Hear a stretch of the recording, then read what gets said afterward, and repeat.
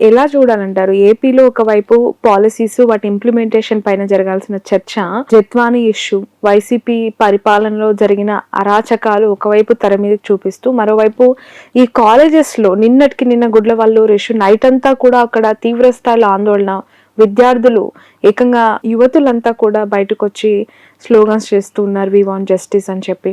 అసలు మీకున్న ఇన్ఫర్మేషన్ ఏంటి?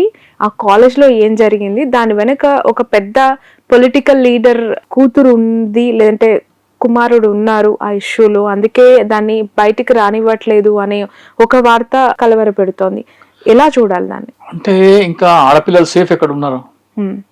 లేడీస్ హాస్టల్లోనే సేఫ్ లేకపోతే ఇంకా పిల్లల్ని చదివించుకోవాలని కూడా తల్లిదండ్రులు ఏం చేయాలి?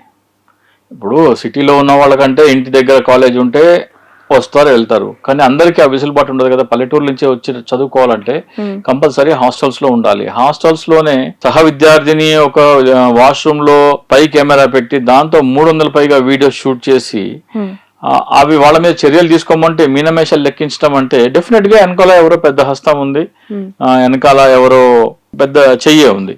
సో వాళ్ళని ఇంకా అరెస్ట్ చేయట్లేదంటే ఏంటి అని అర్థము? అంటే ఇప్పుడు ఏంటి ఆ వీడియోస్ ఏం చేద్దాం అనుకుంటున్నారు? ఆ పిల్లలకి చూపించి బ్లాక్ మెయిల్ చేసి నువ్వు నేను చెప్పింది చేయడానికి ఒప్పుకోకపోతే ఇది రిలీజ్ చేస్తాననే కదా. ఇది అవన్నీ చేసేది ఎందుకు? అవన్నీ గ్యాదర్ చేసేది ఎందుకు? సో అంటే ఆడపిల్లల కాలేజీలోనే సేఫ్టీ లేకపోతే ఇంకా ఏపీ సేఫ్ హ్యాండ్స్ అన్న పవన్ కళ్యాణ్ ఎక్కడ ఉన్నాడు? వీళ్ళందరూ ఏం చేస్తున్నారు? ఇంతవరకు నాకు తెలిసి లోకేష్ తప్ప పెద్ద రియాక్షన్ ఏమి లేదు హోంమంత్రి దగ్గర నుంచి కానీ, లేకపోతే పవన్ కళ్యాణ్ ప్రభుత్వ పెద్దలు కొంతమంది మంత్రులను వెళ్ళి అక్కడ సిచ్యువేషన్ కంట్రోల్ చేయమని చెప్పడం, డైల్యూట్ చేయమంటున్నారు. కానీ డైరెక్ట్ గా యాక్షన్ ఇచ్చి ఎవరైతే ఉన్నారో వాళ్ళని విత్ ఇన్ 24 hours మేము ఆ స్పై కెమెరా ఎవరు ఇన్స్టాల్ చేశారు, దానిలో డేటా ఎవరికి వెళ్తుంది, ఏ ఇన్స్ట్రుమెంట్ అది యాక్సెస్ ఉంది, ఎవరు ఇన్స్టాల్ చేశారు, 24 hours లో మేము బయట పెడతామంటే పెద్ద విషయం ఏం కాదు. ఉంటారు మహా అయితే 400-500 మంది స్టూడెంట్స్ ఉంటారు. ఈ కంప్లైంట్ చేసిన స్టూడెంట్స్ ఎవరు అందులో ఉండరు. ఎవరెవరు కంప్లైంట్ చేయట్లేదు ఎదురు మీ మీదనే కేసు పెడతామంటారంటే ఇప్పుడు విషయం ఏంటంటే ఎవరైతే మాకు కేసు కావాలి అంటే మీ మీదనే ఎదురు కేసు పెడతామంటున్నారంట.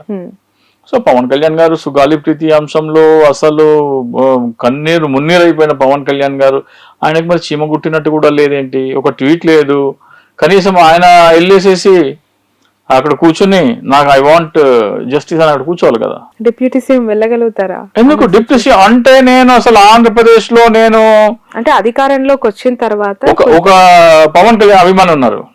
ఆంధ్రప్రదేశ్ లో గాలి పీల్చుకుంటే అదృష్టం అంట. జూన్ 4వ తారీఖున ఆయన నాకు చేసిన వాట్సాప్ మెసేజ్, ఆంధ్రప్రదేశ్ లో స్వేచ్ఛా వాయువులు పీల్చుకోవాలంట. ఆయన ఏరోనాటికల్ ఇంజనీర్ పవన్ రాజ్ అని. ఏరోనాటికల్ ఇంజనీర్ పవన్ కళ్యాణ్ కి ఎంత అభిమానం అంటే ఒకసారి వచ్చి గుడ్లవల్లేరులో స్వేచ్ఛా వాయువులు పీల్చుకోమని చెప్తున్నా పవన్ కళ్యాణ్ గారిని. మరి సేఫ్ హ్యాండ్స్ అని సాయి ధరమ్ తేజ్ అన్నారు కదా, ఏపీ సేఫ్ హ్యాండ్స్ అని. సేఫ్ ఇటువంటి ఎంత జాగ్రత్తలు చేసినా ఎన్ని చేసినా ప్రివెంట్ అయితే చేయలేము. కానీ సంఘటన జరిగిన తర్వాత మీ రియాక్షన్ ఇన్స్టెంట్ గా ఉండాలి. సాయి ధరమ్ తేజ్ గారు అన్నట్టు ఏపీ స్టేట్ సేఫ్ హ్యాండ్స్ లో లేదంటారు. ఎందుకంటే ట్విట్టర్ లో ఎక్స్ వేదికగా చాలా మంది దాన్ని ట్యాగ్ చేస్తూ ఉన్నారు, AP is not in safe hands అని చెప్పి అతనికే మళ్ళీ కౌంటర్ పోస్టులు పెడుతూ ఉన్న పరిస్థితి. ఇప్పుడు రియాక్షన్ ఉండాలి కదా. ఇప్పుడు మొన్న ఒక బ్లాస్ట్ ఏదో జరిగింది. బ్లాస్ట్ జరిగితే ఏమన్నారు పవన్ కళ్యాణ్ గారు? గతంలో ఎల్జీ పాలెం అసలు జరిగితే సేఫ్టీ ఆడిట్ ఉండాలన్నారు. ఇప్పుడు సేఫ్టీ ఆడిట్ ఉంటే పరిశ్రమలు పోతాయి, ఉద్యోగాలు పోతాయి అంటున్నాడు. అంటే ఎలా పల్టీ కొడతారు, దానికి ఒక లిమిట్ అంటూ లేదు. పవన్ కళ్యాణ్ ఎంతటి అవకాశవాదం అంటే నేను గత దశాబ్దాల కాలంగా ఆయన చేసే ప్రతి ఒక్క స్టేట్మెంట్ కి అవసరం వస్తే ఇట్లా టోటల్ రివర్స్ అయిపోతాడు. ఆయన ఎల్జీ పాలిమర్స్ లో ఒకటి, ఈ రోజున ఒకటి కాదు, ఈ రోజున కూడా సేఫ్టీ ఆడిట్ జరగాలని అన్నాడు. మరి ఆ రోజున పరిశ్రమలు పోతాయని ఎందుకు అర్థం కాలేదు? సో పవన్ చెత్త పన్ను విషయం కానీ ఏ విషయం అయినా సరే పవన్ కళ్యాణ్ పల్టీ కొడుతున్నాడు. సో పవర్ స్టార్ కాస్త పల్టీ స్టార్ అయిపోయాడు. ఇప్పుడు ఒక్కొక్క మాట మీద ఒక్కొక్క పల్టీ కొడతా ఉన్నారు. ఇంతవరకు నాకు రాత్రి 2 గంటలకు వచ్చింది, చూసాను. నేను చూసి నేను కొంతమంది ఫార్వర్డ్ చేయాల్సిన ఫార్వర్డ్ చేశాను. మరి పవన్ కళ్యాణ్ కూడా వెళ్ళి ఉంటది కదా, పొద్దున్న 7 8 ఆయన కూడా 2 మంత్రులు ఉన్నారు కదా, నాదన్ల మనోహరును కందుల దుర్గేష్ వెళ్ళి అక్కడ ఏంటి పరిస్థితి కనుక్కోమని చెప్పొచ్చు కదా. లేదు.